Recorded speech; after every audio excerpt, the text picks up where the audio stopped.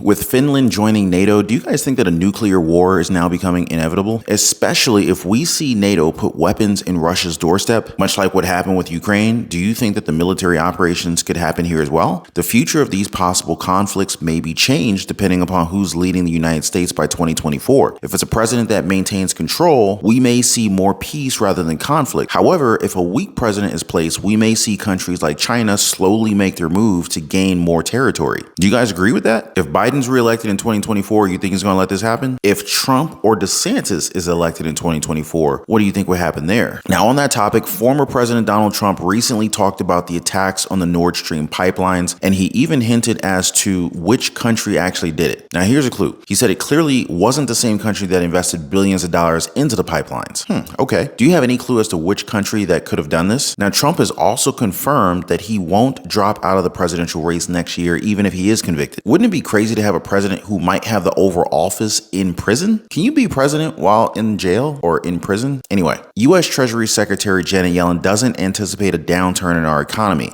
confirming that our banks remain strong and resilient, much like the American economy. I don't know if I believe this.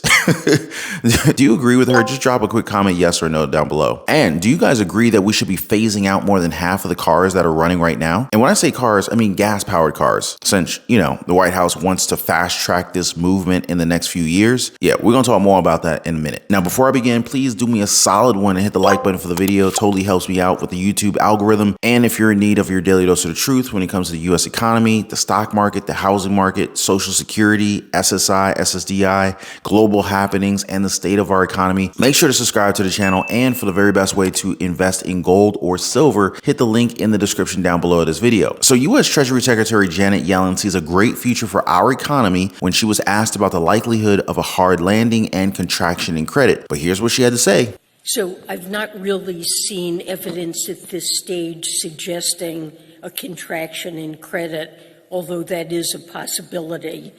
I believe our banking system remains strong and resilient. It has solid capital and liquidity, and the U.S. economy is obviously performing exceptionally well with continued solid job creation, inflation gradually moving down, robust consumer spending. So I'm not anticipating a downturn in the economy, although, of course, that remains a risk. Okay, so the economy is performing well, huh? I guess we're just having a quick nightmare, as I know that, some of us are struggling with the cost of living. Many households are cutting back on expenses already, and consumers are swiping away at their credit cards like there's no tomorrow because they have no savings. Okay, but sure, the economy is doing great. Are you seeing what Secretary Janet Yellen is seeing? How's your American Express, Visa, and MasterCard credit card balances looking? Now, from a possible recession, let's steer clear to something that rhymes. Finland's NATO accession.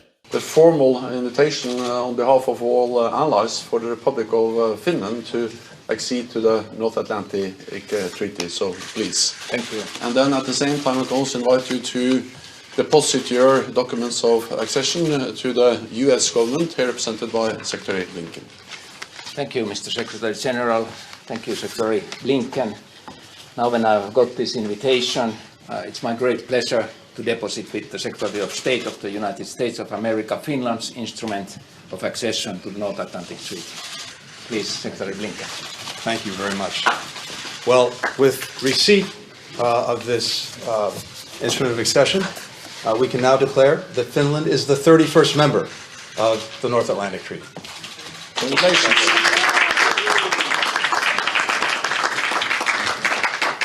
Now, there are plenty of talks that Russia may soon prepare forces close to the country, although some experts are actually saying that this is far from the truth. Now, with Finland becoming part of NATO, attacking it would basically mean a war between Russia and NATO, something that nobody wants at this time, especially Vladimir Putin. It is worrying to think that NATO is trying to back Russia into a wall, something that may further trigger an escalation of these two conflicts. And even more scary, this one would definitely lead to a nuclear war. Now, if you ask former President Trump, though, he would deal with all of this in a matter of 24 hours. Now, some experts agree that a strong-willed president, not necessarily, pointing to Trump by any means, but someone who Putin and China's Xi Jinping respects, may actually be able to change the tide for war. Do you guys actually think that this could be resolved in less than 24 hours with the right president? And will we vote someone in like that by the next year? Trump recently beat out his closest competitor, Governor Ron DeSantis, in the Republican nominee race in a South Carolina poll by 21 points. And he did this even though the former president has a lot of legal troubles on his hands. Trump even said that a conviction won't stop him from running. A law professor at the University of North Carolina School of Law confirmed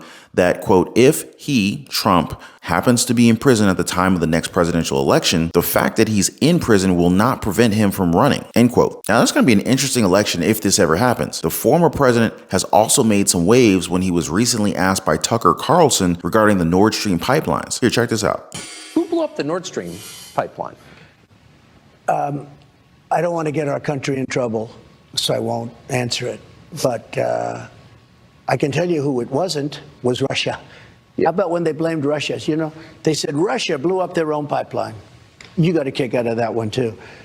It wasn't Russia. Hold up. Does this mean that if he answered this question, this would actually get the United States in trouble? Now, I'm not sure about you guys, but if you add 2 and 2 together, you can definitely see where this is going. From pipelines to tailpipes, the Biden administration just made a huge push for Americans to purchase electric vehicles, as the vehicle pollution standards as proposed by the EPA and announced by the White House will now impact car models between the years 2027 and 2032. In a fact sheet that was released by the White House, it says, quote, cars and truck manufacturers have made clear that the future of transportation is electric. As a car enthusiast and self-proclaimed car guy, President Biden is seizing this moment. His Investing in America agenda is expanding domestic manufacturing and accelerating adoption of zero-emissions vehicles, including battery, electric, plug-in hybrid electric, and fuel cell electric vehicles, end quote. These tailpipe emission standards may increase the prices of gas-powered cars, and if regulations are finalized, around 67% of new sedan, crossover SUV, and light truck purchases could be electric by 2032. Myron Ebel, the director of the Competitive Enterprise Institute's Center of Energy and Environment, criticized this move and said this, quote, the Biden administration is trying to bend every federal rule they can find to force people into buying EVs. There is still a market that allows drivers to buy vehicles of their choice, but government coercion is rapidly limiting those choices. If Biden's policies are successful, we will soon have a choice between buying an EV and not being able to afford a vehicle at all. End quote. What do you guys think? Are our arms being twisted with this decision? I know what I think. Or is this the right path for climate change? You guys let me know what you think in the comments down below. For some households, the purchase of an EV is not that much of an issue, mainly because they can't afford it in the first place. Now, there's a lot of things that many working Americans are now giving up on, and it's tough knowing that there's not much that we can do about it. But we shouldn't lose hope, though. If you want to learn more about creating side hustles and small businesses, home-based businesses with increased tax advantages, tax write-off capabilities, tax deductions, smart investments in the stock market, maybe even real estate. Heck, maybe you're even looking to protect your wealth through gold or silver. Look no further than the description box down below this video. We can talk about all these different things,